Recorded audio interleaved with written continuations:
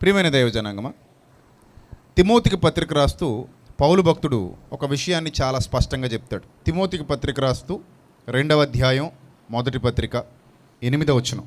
ఇప్పుడు మనం ధ్యానించబోయేటువంటి విషయం క్రైస్తవ ప్రపంచంలో కొంత అపార్థానికి గురయ్యింది, కొంత అర్థమైంది.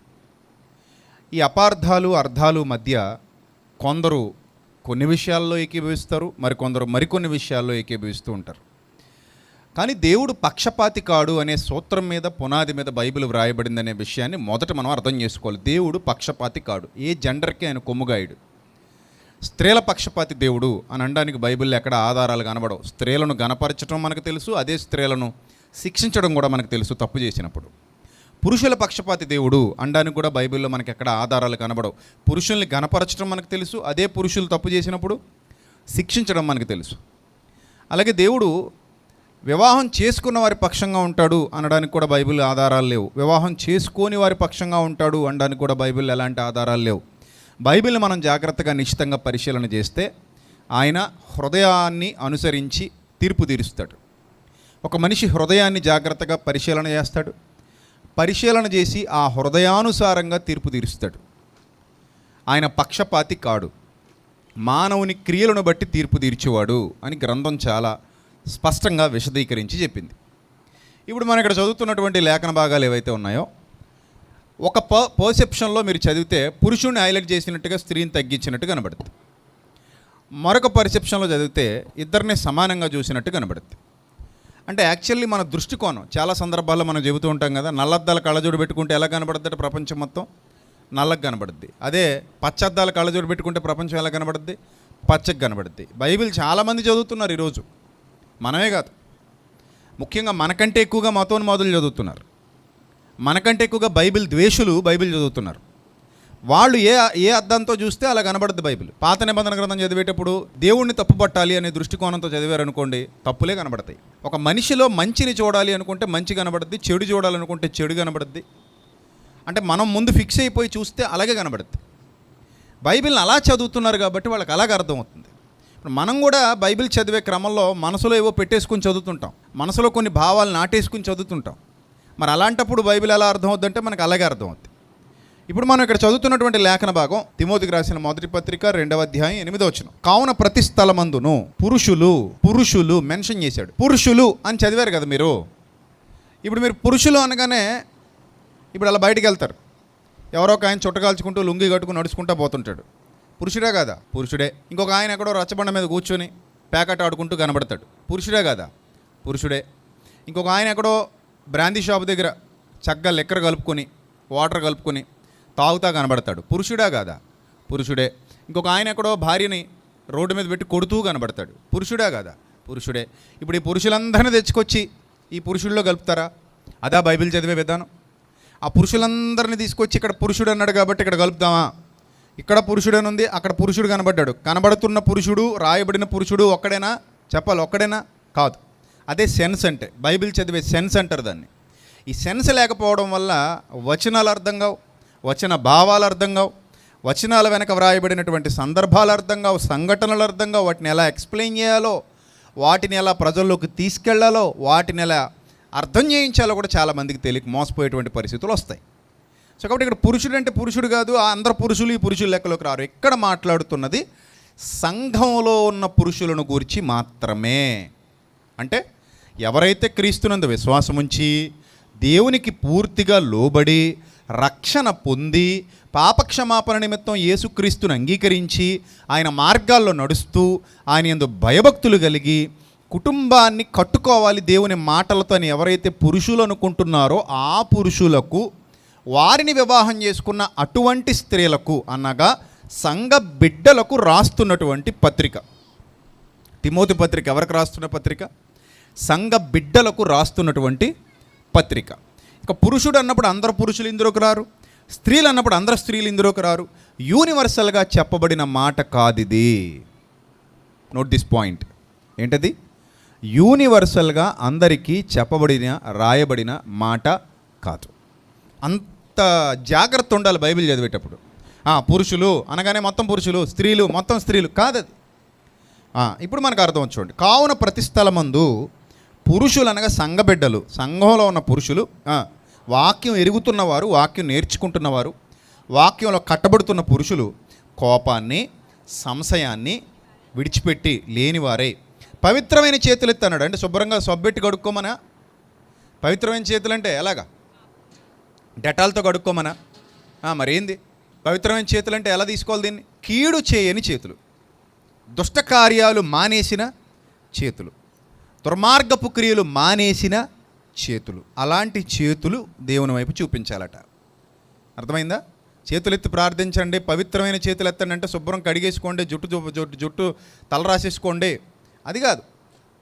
ఈ పవిత్రమైన చేతులు అనగానే పైకి మన క్రియలు, ఈ చేతులతో చేసేటువంటి క్రియలు ఏవైతే ఉన్నాయో అవి పవిత్రంగా మారే తండ్రి అని పవిత్రమైన చేతులు సింబాలిక్గా పైకి చూపిస్తున్నాం. చేతులు ఎత్తి ప్రార్థన చేయాలని కోరుతున్నాడు అట పౌలు ఇక్కడ. అంటే సంఘానికి చెప్తున్నాడు, సంఘంలో ఉన్న పురుషులకి చెప్తున్నాడు. నెక్స్ట్ ఏమంటాడంటే స్త్రీలు. ఇప్పుడు ఈ స్త్రీలు అనగానే ఇప్పుడు రోడ్డు మీద ఎవరో ఒక ఆవిడ చుట్టగాల్చుకుంటూ వెళ్ళిపోతుంటుంది, ఆవిడ స్త్రీయే. ఎవరో ఒక ఆవిడ రాజమండ్రి వెళ్ళే దారిలో రోడ్డు పక్కన నిలబడి వచ్చేపోయే లారీలు ఆపుతూ ఉంటుంది, ఆవిడ స్త్రీయే. సో ఒక ఆవిడ పచ్చి బూతులు తిట్టుకుంటూ రోడ్డు మీద ఎవరినో కొడతా ఉంటుంది లేదా తిడతా ఉంటుంది, ఆవిడ స్త్రీయే. సో స్త్రీ అనగానే మళ్ళీ వీళ్ళందరినీ తీసుకొచ్చి ఇందులో కలపకూడదు. ఇక్కడ స్త్రీలు అంటే సంఘంలో వారు. సంఘంలో వాళ్ళలో కూడా ఎవరు? వాక్యానికి లోబడేవాళ్ళు. లోబడని వాళ్ళు కూడా ఉంటాడు. గోధుమలు ఉంటాయి, గురుగులు ఉంటాయి. గోధుమలకు వర్తించే మాట తప్ప గురుగులకు వర్తించదు మళ్ళీ మాట. ఎవరు లోబడతారో వాళ్ళకి, ఎవరు సంఘంలో ఉన్నారో వాళ్ళకి, ఎవరు రక్షణలోకి వచ్చారో వాళ్ళకి, ఎవరికి దేవుని భయం ఉందో వాళ్ళకి, ఎవరు దేవుడికి విధేయత చూపిస్తున్నారో వాళ్ళకి మాత్రమే వచ్చిన అప్లికబుల్ తప్ప సంఘానికి వచ్చిన వాళ్ళందరికీ అప్లికబుల్ అన్నా కూడా కుదరదు. మళ్ళీ బాగా అర్థం చేసుకోండి, రైట్? లోబడేవాడికే మాట వర్తిస్తుంది తప్ప లోబడని వాడికి వర్తించదు కదా. తీసుకునేవాడికే తప్ప తీసుకొని వాడికి సెట్ అవ్వదు. నువ్వు తీసుకునేలా ఉంటేనే నీకు సెట్ అవుతుంది. నేను తీసుకోను అన్నవా వినిలిపోతానంటే నీకు సెట్ అవ్వదు, సంఘంలో ఎవరైనా సరే, రైట్? ఇప్పుడు మరియు స్త్రీలు అనకువయు స్వస్థ బుద్ధి అంటే ఆరోగ్యకరమైన బుద్ధి గలవారై ఉండి తగుమాత్రపు వస్త్రముల చేతనే కానీ జడలతోనైనను బంగారముతోనైనను ముత్యములతోనైనను మిగుల వెలగల వస్త్రములతోనైనను అలంకరించుకొనక దైవభక్తి గలవారమని చెప్పుకుని స్త్రీలకు తగినట్టుగా సత్క్రియల చేత తమ్మును తాము అలంకరించుకోవాలి అన్నాడు. అంటే దైవభక్తి ఉన్న స్త్రీలు కాబట్టి మీరు సత్క్రియల చేత మిమ్మల్ని మీరు అలంకరించుకోండి. సంఘానికి చెప్తున్నాడు. సంఘానికి సత్క్రియలు ఎవరు చేస్తారు? సంఘంలో వాళ్ళు చేస్తారా, బయట ఉన్న వాళ్ళు చేస్తారా? స్త్రీలు సత్క్రియలు ఎవరు చేస్తారు? సత్క్రియలు అంటే వాక్య సంబంధమైన క్రియలు. వాక్య సంబంధమైన క్రియలు ఎవరు చేస్తారు? సంఘంలో ఉన్న వాళ్ళు చేస్తారు. బయట వాళ్ళు ఎందుకు చేస్తారు? వాళ్ళు చేయరు, వాళ్ళకి సంబంధం లేదు. వాళ్ళకి వాక్యంతో ముడిపెట్టకూడదు. స్త్రీలు అన్నారు కాబట్టి మొత్తం తీసుకొచ్చి ఇక్కడ కూర్చోబెట్టకండి. అదే నేను ఫస్ట్ నుంచి మీకు చెప్తున్నా. సరే, ఇప్పుడు సత్క్రియల చేత అలంకారం చేసుకోవాలి అన్నాడు. ఇప్పుడు సెకండ్ పాయింట్కి వెళ్తున్నాం చూడండి. 11వ వచనం, స్త్రీలు మౌనంగా ఉండాలి. స్త్రీలు ఎలా ఉండాలి? మౌనంగా ఉండాలి. మౌనంగా ఉండి ఏం చేయాలి? సంపూర్ణ విధేయతతో నేర్చుకోవాలి. స్త్రీలు మౌనంగా ఉండి ఏం చేయాలట? సంపూర్ణ విధేయతతో నేర్చుకోవాలట. దీన్ని కూడా మన వాళ్ళు ఒకే పర్సెప్షన్, ఇంకా అన్నింటికీ ఒకటే పర్సెప్షన్ వేసి చూశారు. అంటే మౌనంగా ఉండండి, జీవితం అంతా మౌనంగా ఉండమనా? సంపూర్ణ విధేయతతో నేర్చుకోండి. నేర్చుకోవడానికి కూడా దెర్ ఈజ్ ఎ ప్రాసెస్. ఎంతకాలం నేర్చుకుంటాం మనం? మనకు వచ్చేంత వరకు నేర్చుకుంటాం. వచ్చాక కూడా నేర్చుకుంటామా? చెప్పండి. ఇప్పుడు కారు డ్రైవర్ ఉన్నాడు, డ్రైవింగ్ చేస్తున్నాడు. కారు నేర్చుకుంటున్నానంటాడా, కారు డ్రైవ్ చేస్తున్నానంటాడా? ఏమంటాడు? కారు డ్రైవ్ చేస్తున్నాను అంటాడు. నేర్చుకుంటున్నానని ఎప్పుడు అంటాడు? తొలి దినాల్లో, ఎప్పుడైతే కారు ఇంకా అతనికి అలవాటు పడలేదో అప్పుడు అంటాడు నేర్చుకోడు. మీలో వంట నేర్చుకునే వాళ్ళు చేయొద్దండి. మిమ్మల్ని అడుగుతున్నాను. స్త్రీలు పురుషులు కాదు. వంట నేర్చుకుంటున్నాను అన్న వాళ్ళు చేయెత్తాలి. అదిగో ఒక ఆవిడ ఉందట. మీలో అందరూ ఎలా ఉన్నారు మరి? నేర్చుకున్నారా? నేర్పించగలిగే స్థాయిలో ఉన్నారా? నేర్పించగలిగే స్థాయిలో ఉన్నారు. మీరు నేర్చుకునేవాళ్ళు కాదు. మీకు ఆల్రెడీ వంటల్లో తేరిపోయారు. మీకు వచ్చేసి మీకు ఆల్రెడీ వచ్చేసింది. మీరు నేర్చుకుంటున్నాను అనకూడదు. ఇప్పుడు మీకు వంట నేర్పిస్తానండి అంటే నవ్వుతారు మీరు. నాకు నువ్వు నేర్పించేది ఏంటి? నువ్వు కావాలంటే నేను నీకు నేర్పిస్తాను అంటారు. అంతే కదా? సో అంటే మీకు ఆల్రెడీ వచ్చిన వాళ్ళు నేర్చుకోరు. అంటే ఇక్కడ చెబుతున్నది ఏంటంటే సంఘంలో ఇంకా అప్పటికి సర్వసత్యం వ్యాపించబడలేదు, పుస్తకాలన్నీ క్లియర్గా రాయబడలేదు. స్త్రీలు అప్పుడప్పుడే తొలిగా సంఘాలు స్థాపించబడుతున్నాయి. పౌలు గారు ఆసియా, యూరప్ ఖండాల్లో అనేక చోట్లకి వెళ్తున్నారు, సంఘాలు ప్రారంభిస్తున్నారు. అక్కడున్న స్త్రీలకు చెప్తున్నారు. ఏమని అంటున్నారంటే, అమ్మా మీరు మౌనంగా ఉండండి. ఫస్ట్ ఆఫ్ ఆల్ నేర్చుకోండి. ఫస్ట్ మీరు నేర్చుకోండి. ఎవరి దగ్గర నేర్చుకోవాలి? ఒక తాగుబోతు భర్త దగ్గర నేర్చుకోని చెప్పడు ప్రభు. తాగుబోతు భర్త దగ్గర నేర్చుకోవడానికి ఏముంటుంది? ప్యాకెట్ ఆడే భర్త దగ్గర నేర్చుకోవడానికి ఏముంటుంది? చెప్పండి, మీరు చెప్పండి. రోడ్ల మీద బలాదూరు తిరుగుతున్న దగ్గర నేర్చుకోవడానికి ఏముంటుంది? అలాంటి వాళ్ళ దగ్గర నేర్చుకోమని చెప్పట్లా భార్యలకి. ఏ భార్యలకి ఇక్కడ వ్రాయబడుతుందంటే ఈ లేఖనం, ఏ భర్త అయితే ప్రభువుకు లోబడ్డాడో, ఏ భర్త అయితే ప్రభువుకు విధేయత చూపిస్తున్నాడో, ఏ భర్త అయితే ప్రభువుకు సంపూర్ణంగా తన హృదయంలో చోటిచ్చాడో అలాంటి భర్త దగ్గర ఈ భార్య ఏం చేయాలి? నేర్చుకోవాలి, మౌనంగా ఉండి నేర్చుకోవాలి. ఎందుకు? నీ భర్త పూర్తిగా క్రీస్తుకు లోబడ్డాడు కనుక, నీ భర్త పూర్తిగా క్రీస్తును కలిగి ఉన్నాడు కనుక, నీ భర్త పూర్తిగా క్రీస్తుకు విధేయత చూపిస్తున్నాడు కనుక, అతడు నీ యజమాని కనుక నువ్వు అతని దగ్గర నేర్చుకో. అతను కూడా వచ్చు కాబట్టి నేర్చుకో. ఇప్పుడు నా భార్యను నా దగ్గర నేర్చుకోమంటే ఒక అర్థం ఉంది. ఎందుకంటే నాకు వాక్యం వచ్చు, నా భార్యకి నా అంత వాక్యం రాదు. మొదట వాక్యానికి పట్టబడిన వాడను నేను గనుక, మొదట సేవకుడిగా బ్రతుకుతున్నవాడను నేను గనుక, నాకు తెలిసినంత వాక్యం నా భార్యకు తెలియదు కనుక నా భార్య నా దగ్గర నేర్చుకోవాలంటే ఒక అర్థం ఉంది. అర్థమైందా? ఇప్పుడు మీ భర్త క్రీస్తుకు విధేయత చూపని వాడైతే, లోక సంబంధి అయితే, ఆ లోక సంబంధి దగ్గర మీరేం నేర్చుకుంటారు? అంతేనా? ఇంకా గట్టిగా మాట్లాడితే మీరే ఆ లోక సంబంధికి నేర్పించవలసిన వారుగా ఉంటారు. నేను చెప్పేది నిజమా అబద్ధమా చెప్పండి? నిజమా అబద్ధమా? ఇప్పుడు మీ భర్త దగ్గర నేర్చుకోవడానికి ఏం లేదు, మీరు మారారు తప్ప మీ భర్త ఇంకా మారలా. చాలా సంఘాలు మీరు చూడండి, కావాలంటే స్త్రీలు సంఘానికి వస్తుంటారు, పురుషులు రారు. స్త్రీలు మారు మనసు పొందుతారు, పురుషులు పొందరు. అందుకే నేను అంటాను, ఒక చొక్కా తీసుకెళ్ళి అందరికి తొడిగేకిరా నాయన, సందర్భాలు జాగ్రత్తగా చూడంటాను. ఇప్పుడు నా చొక్కా తీసుకెళ్ళి అక్కడ కూర్చున్న చిన్న పాపకు తొడిగేస్తే బాగుంటుంది? బాగోదు. అలాగే మీ చొక్కా తీసుకొచ్చి నాకు తొడిగితే నేను ఇరుకుని పడిపోవాలి, నాకు సెట్ అవుతుంది. ఇప్పుడు ఆ తమ్ముడు ఉంది, అదే నా ఎల్ ఎంతో అయ్యి ఉంటుంది, నాది ఎక్సెల్. ఆ ఎల్ తీసుకొచ్చి నాకు దొడుకుతానంటే నాకు ఎక్కడ సెట్ అవుతుంది? సెట్ అవుతుంది కదా. అలాగే ఎక్సెల్ తీసుకెళ్ళి ఆ తమ్ముడు దొడితే భర్త కూడా దొడుకున్నట్టు ఉంటుంది. అలాగే వచనాలను అర్థం చేసుకోవాలి తప్ప స్త్రీలు సంపూర్ణ విధేయత గలవారై పురుషులకు లోబడి నేర్చుకోవాలని ఒక తాగుబోతుని చూపిస్తే ఏమి నేర్పిస్తాడు చెప్పండి? కింద పైన కొట్టి ఎలా తిప్పాలో నేర్పుతాడు అంతే. అంతకుమించి నేర్పేది ఏముంటుంది ఆడి కాడ? ఏమైనా ఉంటుందా? ఏముండదు కదా. సో కాబట్టి వచనాలు చదివేటప్పుడు ఎవరికి రాయబడ్డాయి, ఎవరికి చెప్తున్నాడు, ఈ సందర్భం ఎవరికి అప్లై అవుతుంది, అన్నీ తీసేసి కలగబులకం చేసి కలగూర వంట చేసేద్దామా? కాదు. రైటా? రైట్. ఇప్పుడు జాగ్రత్తగా చూద్దాం. స్త్రీలు మౌనంగా ఉండండి. ఎవరి దగ్గర మౌనంగా ఉండండి? సంపూర్ణంగా ఎవరైతే క్రీస్తుకు లోబడి సత్యంలో ఉన్నారో, నేర్చుకున్నారో, బలవంతుడుగా ఉన్నారో అలాంటి మీ భర్తకు స్త్రీలు ఏమై ఉండాలి? లోబడి ఉండండి. నెక్స్ట్, వాళ్ళ దగ్గర మౌనంగా ఉండి ఇంకా మీకు ఇంకా రాదు కాబట్టి ఏం చేయండి? నేర్చేసుకోండి. స్త్రీ మౌనంగా ఉండవలసినదే కానీ ఇప్పుడు నీ భర్త, ఇప్పుడు మా ఆవిడ నాకేం ఉపదేశం చేస్తుంది? ఏమంటే బైబిల్ మీకు నేర్పించాలనుకుంటున్నానండి అని వచ్చింది అనుకోండి మా ఆవిడ నా దగ్గరికి, నేను ఏమంటాను చెప్పండి? చెప్పండి, ఏమంటాను చెప్పండి? మా ఆవిడతో పక్కనే ఉంది కదా, పర్లేదు. నాకు నేర్పించడం మాట పక్కన పెట్టి కానీ ముందు నువ్వు నా దగ్గర నేర్చుకో అంటాను, అంతే కదా. నువ్వు నాకు నేర్పించే స్థాయికి ఇంకా ఎదగలేదు కానీ ముందు నువ్వు నా దగ్గర ఏం చేయి? నేర్చుకో అంటాను. ఎందుకంటే నేను సీనియర్ని, తనకంటే చాలా సంవత్సరాల సీనియర్ని. అలాగే ఒక స్పీకర్గా దేవుని యొక్క శక్తి చేత, బలము చేత సమాజంలోకి వెళ్ళినవాడను, ఆత్మలను రక్షిస్తున్నవాడను కనుక నాకు చెప్పడానికి తనకి సామర్థ్యం లేదు, నా దగ్గర నేర్చుకోమని చెప్తున్నాడు. అంటే ఈ పొజిషన్ ఉంటే, ఈ పొజిషన్ లేదనుకుందాం. ప్రస్తుతం నేను లోక సంబంధం అనుకుందాం, నాకు బైబిల్ అంటే ఏంటో కూడా తెలియదు. ఆ అమ్మాయికి నాకు పెళ్ళైన తర్వాత ముందు ఆ అమ్మాయి మారు మనసు పొందింది, నేను ఇంకా పొందలా అనుకోండి కాసేపు. ఇప్పుడు ఆ అమ్మాయి బైబిల్ బాగా నేర్చేసుకుంది, ఎక్కడో చర్చికి వెళ్ళి ఓ 10 ఏళ్ళగా బైబిల్ నేర్చుకుంటాను చర్చికి వెళ్ళి. నాకు అసలు ఏమీ లేదనుకోండి, రోడ్ల మీద తిరుగుతున్నాను అనుకోండి, లేదా ఏదైనా బిజినెస్ చేసుకుంటున్నాను అనుకోండి కాసేపు.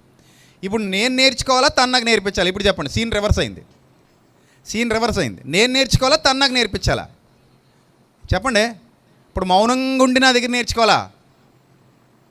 చెప్పాలి, మీరే చెప్పాలి. అందుకే నేను అంటాను, ప్రాక్టికాలిటీ మస్ట్ అండ్ షుడ్గా బైబిల్ చదువుతున్న వాళ్ళు ప్రాక్టికాలిటీని మస్ట్ అండ్ షుడ్గా ప్రాక్టీస్ చేస్తూ ఆలోచిస్తూ చదవాలి. ప్రాక్టికల్ నాలెడ్జ్ కూడా చాలా ఇంపార్టెంట్. గుడ్డెద్దు చేలో పడ్డట్టు ఉండకూడదు మన ఆలోచన విధానం కానీ, మన పరిచర్య కానీ గుడ్డెద్దు చేలో పడ్డట్టు ఉండకూడదు. ప్రాక్టికల్ నాలెడ్జ్ మస్ట్ అండ్ షుడ్గా మనకి చాలా ఇంపార్టెంట్, మోస్ట్ ఇంపార్టెంట్ అది. సో ఈ ప్రాక్టికల్ నాలెడ్జ్తో బైబిల్ అర్థం చేసుకుంటున్నప్పుడు కరెక్టే, దేవుడు పక్షపాతిగాడు, చాలా సూపర్బ్గా ఆయన ఎక్స్ప్లెయిన్ చేశాడు. ఏ విషయాన్నైనా సరే తప్పుదారి పట్టించే మాటలు ఆయన రాయించడు. మనమే సరిగా అర్థం చేసుకోలేక తప్పుదారి పడుతుంటాం. మనమే సరిగా ఆ వర్డ్, అందులో ఉన్నటువంటి భావాలు సరిగా తలకెక్కించుకొనక తప్పుదారి పడుతుంటాం. రైట్. ఇప్పుడు చూద్దాం కిందకి. స్త్రీ మౌనముగా ఉండవలసినదే కానీ ఉపదేశించుటకైనను, పురుషుని మీద అధికారము చేయుటకైనను ఆమెకు సెలవీయను. ఎక్కడిది? సంఘంలో మౌనంగా ఉండు. ఎందుకంటే నేను ఇంకా స్టార్టింగ్ పొజిషన్లో ఉన్నావు, నీ భర్తకే అన్నీ తెలుసు, నీకు ఇంకా ఏమీ తెలియదు. సో నువ్వేం ఉపదేశం చేస్తావో చెయ్యొద్దు. అలాగే నీకు పురుషుడి మీద అధికారం చేయడానికి కూడా నీకు నేను సెలవు ఇవ్వట్లేదు. ఎందుకంటే నీ భర్తకు నువ్వు లోబడి ఉండాలి, అతను విధేయుడు దేవునికి, నీ యజమాని. సంపూర్ణ చిత్తంతో దేవుని ఎదుట భయభక్తులు కలిగి బ్రతుకుతున్న విశ్వాసి గనుక, నువ్వు కూడా విశ్వాసివే గనుక, ఈ విశ్వాసి ఆ విశ్వాసికి ఏమై ఉండాలి? లోబడి అతను ఏం చెప్తే అది నేర్చుకోవాలి. అన్ని కాంటెక్స్ట్లు ఒకలాగా తెచ్చి పెట్టకూడదు అనడానికి మీకు ఇంకొక ఎగ్జాంపుల్ చెప్తాను. గతంలో కూడా చెప్పాను. పాలకొల్లుకి చెందిన ఒక అమ్మాయిని ముంబైకి చెందిన ఒక అబ్బాయికి ఇచ్చి పెళ్లి చేశారు. నేను ముందే చెప్పాను, కంగారు పడకండి, జాగ్రత్తగా ఉండండి, ఆలోచించండి. ఏం ఆలోచించలేదు, వాడికి ఏదో జాబ్ ఉంది, గవర్నమెంట్ జాబ్ అని చెప్పి వీళ్ళు తొందరపడ్డారు. తొందరపడితే ఏమైందంటే వాడు పచ్చి తాగుబోతు. గవర్నమెంట్ జాబే కానీ పచ్చి తాగుబోతు. ఫ్రెండ్స్ని ఇంటికి తీసుకొస్తాడు. ఇంతకీ ఆ ఫ్రెండ్స్కి ఆమ్లెట్లు ఈ అమ్మాయి ఇవ్వాలి, ఏంటి సిగరెట్లు వెలిగించుకోవడానికి అగ్గిపెట్టి అమ్మాయి తేవాలి. వాళ్ళు తప్పతాగి పడిపోతే ఆ అమ్మాయిని ఎలా ట్రీట్ చేస్తారో కూడా ఎవరికి తెలీదు. అర్థమైందా మీకు? ఇప్పుడు ఇంకెంతకంటే ముందుకు చెప్పలేను నేను. ఇప్పుడు ఇక్కడికి తీసుకొచ్చి నువ్వు మౌనంగా ఉండవలసినదే కానీ అంటే దాని అర్థం ఏంటి? ఆడు ఏది చెప్తే చేయమనా? పురుషుడి మీద అధికారము చేయుటకైనను అతనికి ఉపదేశించుటకైనను నీకు సెలవు ఇయ్యననే మాట ఇప్పుడు ఆ అమ్మాయికి చెప్దాం వెళ్ళి. ఇప్పుడు చెప్పొచ్చా అమ్మాయి? ఉపదేశం చేయొచ్చా మొగుడికి? ఒరే దరిద్రుడా, ఈ తాగుబోతున్నాం ఏంది? బుద్ధి జ్ఞానం ఉందా లేదా? పనికిమాలినోడా, వాళ్ళు ఎవరినో తీసుకొచ్చి మన ఇంట్లో పెడుతున్నావు ఏంటారు? నీచుడా, నేను వాళ్ళకి ఎందుకు ఆమ్లెట్ వేసి పెట్టాలరా? పనికిమాలినోడా, నీకంటే వేసి పెడతాను కానీ నువ్వు నాకు తాళి కట్టిన దరిద్రుడు కాబట్టి. వాళ్ళందరికీ నేను ఎందుకు ఆమ్లెట్ వేసి పెట్టాలి? వాళ్ళకి నేను సిగరెట్ వెలిగించుకోవడానికి అగ్గిపెట్టి ఎందుకు తేవాలి? వాళ్ళు మందులో మంచింగ్ చేసుకోవడానికి నేను అన్ని ఎందుకు తెచ్చి పెట్టాలి? వాళ్ళకి ఐస్ ముక్కలు ఎందుకు సప్లై చేయాలి? అసలు ఇలాంటి దరిద్రుడు అని మీ అమ్మా నాన్నకి చెప్తాను. ముందు మా అమ్మా నాన్నకి చెప్తాను, మారతావా మారవా? ఈ ఉపదేశం ఆ భార్య ఆ భర్తకే చేయొచ్చా చేయకూడదా మీరు చెప్పండి. ఈ వచనం తీసుకెళ్ళి ఆవిడ తగిలిద్దామా? ఎస్, దీన్నే అనుభవ జ్ఞానం అంటారు. ఏమంటారు దీన్ని? అనుభవ జ్ఞానం. దీనికే నేను పేరు పెట్టాను, సిచ్యువేషనల్ థింకింగ్ అని. ఏదైనా సరే ఒక సిచ్యువేషన్ అర్థం చేసుకోవడానికి బైబిల్ దగ్గరికి దాన్ని తీసుకురండి. బైబిల్ దానికి సపోర్ట్ చేస్తే సపోర్టివ్గా మాట్లాడండి. అంతే తప్ప గుడ్డిగా అన్నీ ఒకే చొక్కా అందరికీ తొడిగేయకండి. ఇప్పుడు ఆ అమ్మాయి నా కూతురు అయితే రేపు నేను ఏం చెప్పాలి? డాడీ మీరు ఒకడిని ఇచ్చి పెళ్లి చేశారు డాడీ, నాకు వాడు రోజు వస్తున్నాడు డాడీ, ఫ్రెండ్స్ని తీసుకొస్తున్నాడు డాడీ, మందు కలపమంటున్నాడు డాడీ, డ్యాన్స్ చేయమంటున్నాడు డాడీ అంటే వేసేయమ్మా, ఇగో వచ్చిన ఉందమ్మా, ఏముందమ్మా, మౌనంగా ఉండవలసిందే కానీ ఉపదేశించుటకైనను అధికారం చేయటికైనా నీకు సెలవు అయినను వచ్చిన ఉందమ్మా. కాబట్టి డ్యాన్స్ చేయమంటే డ్యాన్స్ చేసేయమ్మా, మందు కలపమంటే కలుపమ్మా, సిగరెట్ వెలిగించమంటే వెలిగించమ్మా, ఏం చేయమంటే చేసేయమ్మా అంటాడా ఒక తండ్రి? అంటాడా? అంటే వాడు అసలు తండ్రే అంటాడా? అనవు కదా, అనకూడదు. అదండి వాక్యాన్ని అర్థం చేసు. దేవుడు పక్షపాతి కాడు, న్యాయం పక్షాన్ని ఉంటాడు ఆయన, అన్యాయం పక్షాన్ని ఉండడు. ఇక్కడ సంఘంలో కాబట్టి సంఘం వరకు తీసుకుంటాం దీన్ని. బయటికి వెళ్తే మళ్ళీ వేరేలా ఆలోచిస్తాం, పద్ధతి మారిపోద్ది. అర్థమైందా? రైట్. ఇప్పుడు కింద చదువుదాం. మొదట ఆదాము తర్వాత హవ్వ నిర్మింపబడిరి కారా? మొదట ఆదాము తర్వాత హవ్వ నిర్మింపబడ్డారు. ఎస్, రైటే. మరియు ఆదాము మోసపరచబడలేదు కానీ స్త్రీ మోసపరచబడి అపరాధంలో పడింది. ఇక్కడ ఏ కాంటెక్స్ట్లో మాట్లాడుతున్నాడు? ఆదాముకు దేవుడు మొదట చెప్పాడు అక్కడికి వెళ్ళక నాయన అన్ని తినని. అవ్వకి తర్వాత తెలిసింది, ఎందుకంటే తను దాన్ని స్వీకరించలేకపోయింది, తొందరగా బలహీన పడిపోయింది. అలాగని పురుషులందరూ మోసపరచబడరు అని బైబిల్ చెప్పిందా? అలాగైతే మోసపరచబడిన పురుషుల లిస్ట్ తీయమంటే బైబిల్లో కయ్యను మోసపరచబడిన వాడు సాతాను చేత, అవునా కాదా? మోసపరచబడినవాడు. బిలాము ఏమయ్యాడు? మోసపరచబడ్డాడు. ఆకాను ఏమయ్యాడు? మోసపరచబడ్డాడు. మోషేకు వ్యతిరేకంగా నిలబడి కోరహు, దాతాను, అభిరాములు ఏమయ్యారు? మోసపరచబడ్డారు. ఎవరితో? సాతానుతో. సౌలు ఏమయ్యాడు? మోసపరచబడ్డాడు. ఆహబు ఏమయ్యాడు? మోసపరచబడ్డాడు. ఇంకా లిస్ట్ తీసుకుంటే వెళ్ళిపోతే ఇస్కరియోతు యోధా కానివ్వండి, అననీయ కానివ్వండి, ఇక చాలామంది ఉన్నారు ఈ లిస్టులో. వాళ్ళందరూ కూడా మోసపరచబడిన వారు. అంటే పురుషుడు మోసపరచబడాడు, స్త్రీ మాత్రమే మోసపరచబడుతుంది అనా ఈ టెక్స్ట్ చెప్పేది? అంత అంత అంత జ్ఞానయుక్తంగా అర్థం చేసుకుంటాం ఆ బైబిల్ని. ఇంకా అలాగని మీరు అంటే కనుక మీకు ఇక్కడే సన్మానం చేస్తాను తీసుకొచ్చి. సో అది కాదు. ఇక్కడ టెక్స్ట్ ఏంటంటే ఆదాము మోసపరచబడలేదు కానీ అవ్వేమైంది? మోసపరచబడింది. అంటే ఎందుకు మోసపరచబడింది? అక్కడ కాంటెక్స్ట్ ఏంటంటే ఆదాము కొంత నేర్చుకున్నాడు, అవ్వేమీ నేర్చుకోవాలా. ఆదాము కొంత హృదయంలో పెట్టుకున్నాడు, అవ్వేమీ హృదయంలో పెట్టుకోవాలా. ఓవరాల్గా చివరికి ఇద్దరు ఒకే గోతులో దూకారు. మళ్ళీ అది వేరే విషయం. ఫస్ట్ ఆదాముకి ట్రై చేసినా ఆదాముకు పని అవ్వలేదు, అవ్వక పని అయిపోయింది. అవ్వక పని అయ్యాక అవ్వ వల్ల ఆదాముకు పని అయిపోయింది, ఇద్దరు కలిసి గోతులో పడ్డారు. కానీ ఫస్ట్ ఆదాము మోసపరచబడలేదు, అవ్వ మోసపరచబడింది. సో కాబట్టి సంపూర్ణ విధేయతతో నేర్చుకొనకపోతే, చెప్పబడిన విషయాల మీద దృష్టి నిలపకపోతే మోసపోతారు. అందులో పురుషులైనా మోసపోవచ్చు, స్త్రీలైనా మోసపోవచ్చు. ఆదాము మోసపరచబడలేదంటే స్టార్టింగ్లో, తర్వాత మళ్ళీ ఆదాము కూడా ఏమయ్యాడు? మోసపరచబడ్డాడు. మోసపరచబడకపోతే ఆదాముకు శాపం ఎందుకు వస్తుంది దేవుడి దగ్గర నుంచి? ఏదైనా తోటలోంచి ఎందుకు వెళ్ళగొట్టబడతాడు? సో ఓవరాల్గా పురుషుడు మోసపరచబడ్డాడు, స్త్రీ కూడా ఏమైంది? మోసపరచబడింది. కానీ స్టార్టింగ్లో పురుషుడు కొంత నిలబడ్డాడు, నేర్చుకున్నాడు కనుక, స్త్రీ నిలబడలేకపోయింది, నేర్చుకోలేదు కనుక ఇక్కడ టెక్స్ట్ ఏం చెప్తుందంటే నేర్చుకోముందు, నేర్చుకుంటే నీకేం ప్రాబ్లం ఉండదు, నేర్చుకున్న దాని మీద కట్టబడు, నిలబడు, అప్పుడు నీకు ఏ ప్రాబ్లం ఉండదు. అయినను అని 15వ వచనంలో కన్క్లూజన్ ఇస్తున్నాడు. అయినను వారు స్వస్థ బుద్ధి కలిగి విశ్వాసము, ప్రేమ, పరిశుద్ధతల యందు ఎలాగుండాలట? నిలకడగా ఉంటే శిశు ప్రసూతి ద్వారా ఆమె రక్షింపబడుతుంది. అంటే ఇలాంటి క్వాలిటీ స్త్రీలో ఉంటే మోసపరచబడదు. ఇవేవి లేకపోతే ఏమవుతుంది? మోసపరచబడుతుంది. ఆదాము మోసపరచబడలేదు, అవ్వ మాత్రం మోసపరచబడింది. కానీ ఆ తర్వాత ఆదాము కూడా మోసపరచబడ్డాడు. సో కాబట్టి కుటుంబాలకు బైబిల్ ప్రకారంగా విశ్వాస సంబంధంగా బ్రతుకుతున్న కుటుంబాలకు బుద్ధి చెబుతూ వ్రాయబడినటువంటి అధ్యాయం ఇది. ఇందులో ఒక లోకస్తుల్ని తీసుకొచ్చి కలపొద్దు, ఇది అందరికీ ఒకేలా అప్లై చేయొద్దు. కేవలం సంఘంలో విశ్వాసి అయిన భర్త, విశ్వాసురాలైన భార్య, ఎక్కువ నేర్చుకున్న భర్త, అప్పుడప్పుడే నేర్చుకుంటున్న భార్య, ఈ ఎక్కువ నేర్చుకున్న భర్త దగ్గర అప్పుడప్పుడే నేర్చుకుంటున్న భార్య ఇంకా బాగా నేర్చుకుని ఇద్దరు కలిసి దేవుని కోసం బతకాలి అనేది ఇక్కడ కాన్సెప్ట్. ఇప్పుడు ఈ అమ్మాయిని ఒక ప్రశ్న అడుగుతా, మీ ఆయనకి ఎక్కువ వాక్యం తెలుసా, నీకు ఎక్కువ వాక్యం తెలుసా? చెప్పు, గట్టి చెప్పర్లేదు. నీకే ఎక్కువ తెలుసు, మీ ఆయనకి ఏం రాదు. ఏవయ్యా బాబు అర్జును ఎక్కడున్నాడు? ఏమి రానుడికి ఇచ్చి పెళ్లి చేస్తున్నాడు అన్నమాట కూతుర్ని. సో ఈ అమ్మాయి చాలా క్లియర్గా చెప్తోంది, నాకే ఎక్కువ వాక్యం తెలుసా అండి, మా ఆయనకి ఏం రాదంటుంది. మరి ఆయన ఉన్నాడు ఇక్కడ, ఉన్నాడేమో ఈరోజు. సరే, ఇప్పుడు ప్రాబ్లం ఏంటంటే ఇప్పుడు ఇంత వాక్యం విన్నాం కదా, ఇప్పుడు ఈ అమ్మాయికి ఒకసారిలే ఈ అమ్మాయికి అప్లై చేయాలి. ఇప్పుడు ఈ అమ్మాయి ఇప్పుడు ఈ వచనాన్ని తీసుకొని స్త్రీ మౌనముగా ఉండవలసినదే కానీ, ఏదైనా చెప్పడానికైనాను, అది ఉపదేశం, ఏదైనా చెప్పడానికైనాను, లేకపోతే అధికారం ఎలాగ ఉండదులేండి, అధికారము చేయుటకైనాను ఆమెకు సెలవీని అన్నాడు కాబట్టి ఇంకేం చెప్పకూడదు. మా ఆయనకి కుదురుతుందమ్మా, అది చెప్పకూడదు, నువ్వు చెప్పాలా వాక్యం మీ ఆయనకి. ఎందుకంటే మీ ఆయనకి పూర్తిగా బైబిల్ నీకు వచ్చినంత రాదని నువ్వే చెప్తున్నావు కదా. నువ్వు నేర్పించాలొద్దా మీ ఆయనకి బైబిల్? నేర్పించాలి కదా. అలా మీ మామయ్యే కదా, ఇబ్బంది లేదు నీకు. బయటోడైతే ప్రాబ్లం, కానీ అలాగే అమ్మగారు తమ్ముడేనట, సో ప్రాబ్లం లేదు. ఎలా సొంతోడే కాబట్టి మెల్లిగా నేర్పించేసుకుంటుంది. కూర్చో తల్లి. సో ఇప్పుడు ప్రాబ్లం అర్థమైందా మీకు? ఇప్పుడు ఈ ప్రసంగం అర్థమైందా మీకు? ఇప్పుడు ఎదురుగా మీకు రుజువు చూపించాను. ఇప్పుడు ఈ ప్రసంగంతో పాటు ఎదురుగా మీకు ఏం కనబడింది? రుజువు కనబడింది. ఇప్పుడు వీళ్ళిద్దరూ పెళ్లి చేసుకున్నాక వాక్యం ఎవరు నేర్పించాలి, ఎవరికి నేర్పించాలి? మీరు చెప్పండి. భర్త భార్యకి నేర్పించాలా, భార్యే భర్తకు నేర్పించాలా? భార్యే భర్తకు నేర్పించాలి. ఎందుకంటే ఈ అమ్మాయి వయసులో జూనియర్ కావచ్చు, వాక్యంలో సీనియర్.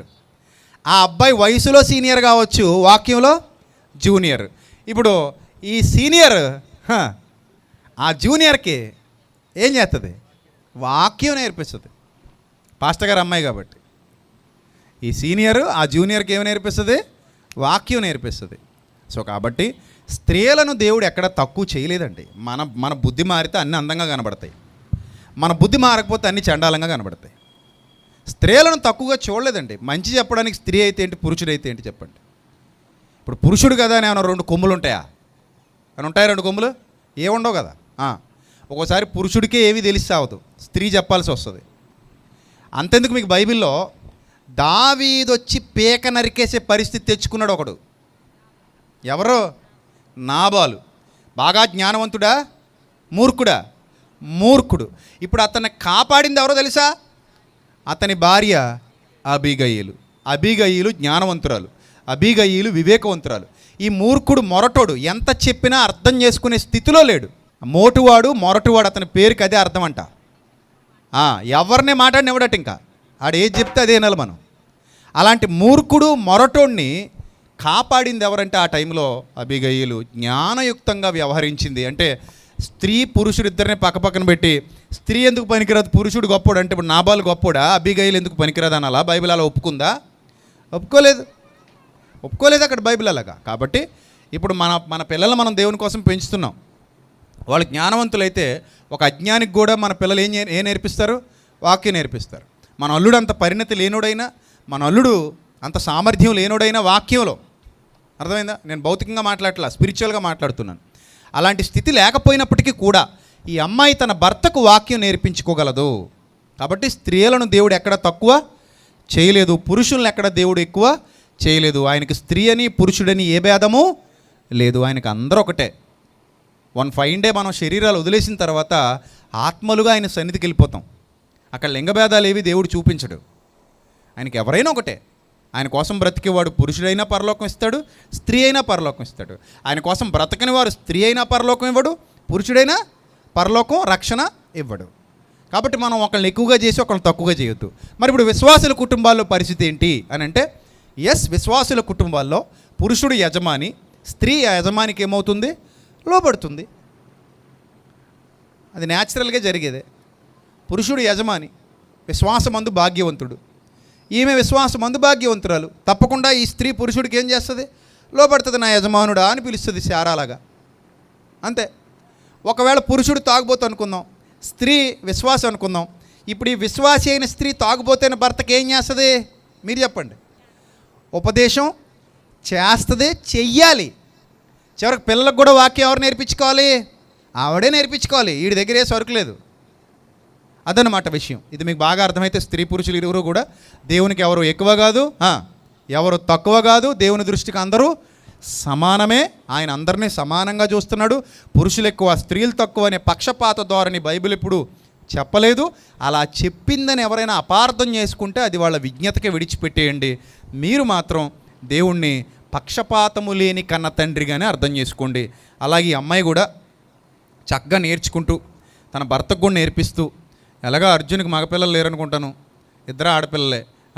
సో కాబట్టి భవిష్యత్తులో మరి పాపం అతని పరిచర్య విధానాన్ని నిలబెట్టడానికి ఆడపిల్లలిద్దరూ చక్కగా భర్తల్ని ప్రోత్సహిస్తూ మంచిగా వాళ్ళను కూడా విశ్వాసం ముందు భాగ్యవంతులుగా నిలబెడుతూ వాళ్ళ నాన్న చూపించిన బాటలో చక్కగా వాక్య పరిచర్యలో కుటుంబాలుగా ఎదగాలని మనస్ఫూర్తిగా ఒక సేవకుడిగా కోరుకుంటూ ఈ బిడ్డను ఆశీర్వదిస్తూ నా మాటలు ముగిస్తున్నాను. తల్ల వంచండి, ప్రార్థన చేసుకుందాం. ప్రార్థన. పరిశుద్ధ ప్రేమగల తండ్రి, దయగల దేవ, ఇంతవరకు విలువైన మీ వాక్కుల చేత మా హృదయాలు తృప్తిపరిచారు. అందును బట్టి స్తోత్రం తండ్రి. అమ్మాయికి జ్ఞానం ఇవ్వండి, వివేకం ఇవ్వండి. చక్కగా కుటుంబాన్ని కట్టుకుంటూ తండ్రి తన భర్తను సన్మార్గంలో నడిపిస్తూ, నీతి మార్గంలో నడిపిస్తూ తండ్రి కుటుంబానికి, అత్తింటి వారికి, సొంత ఇంటి వారికి కూడా క్షేమకరంగా దీవెనకరంగా బిడ్డ వర్ధిల్లడానికి అబీగయిలు వలె జ్ఞానం కలిగి, తండ్రి రూతు వలె మరింత ఉన్నతమైన ఆలోచన విధానం కలిగి తండ్రి మీ బిడ్డ ఎదగడానికి శక్తినివ్వండి, బలాన్నివ్వండి. మీ కాపుదల ప్రసాదించండి. తగ్గింపు స్వభావం ఎస్తేరు వలె దయచేయండి. ఆలోచన శ్రేష్టమైన వివేకం బిడ్డకు దయచేయండి.